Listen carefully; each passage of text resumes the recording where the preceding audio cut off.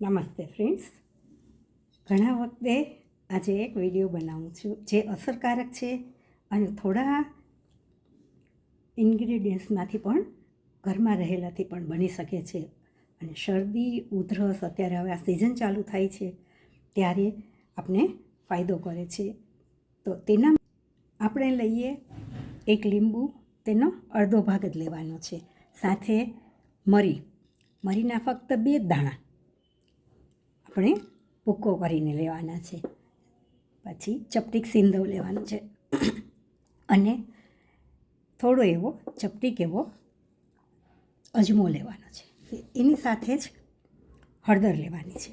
હવે આ 4 વસ્તુને લીંબુના ટુકડા કરી બી કાઢી અને આની અંદર આપણે ભરી દેવાનું છે ચપટી અને થોડી વાર માટે ગેસ ઉપર મૂકી દઈએ એટલે આ રીતના આપણે કાંટો લઈએ તો કાંટાની અંદર હલાવીએ અને ખતખત થવા માંડે લીંબુનો રસ, આ બધી વસ્તુ અંદર ઉતરી જાય એટલે એને આપણે ચૂસી લેવાનું છે. આ જ રસને બાળકો ન ચૂસી શકે તો તેના માટે તેનો આ રીતે રસ કાઢી લઈએ અને આ રસની અંદર 1 ચમચી મધ ઉમેરી અને બાળકોને ચટાડી દઈએ તો આ સિઝનલ છે, શરદી થઈ છે, કફ થઈ ગયો, તેમાં ફાયદો થાય છે. ફ્રેન્ડ્સ, હળદર, અજમો,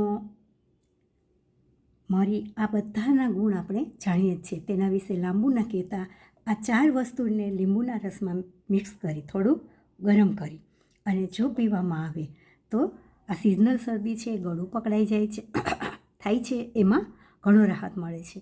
ફ્રેન્ડ્સ, આ રીતની સાદી સરળ રેમેડી કરી અને સ્વસ્થ રહો એ જ શુભેચ્છા.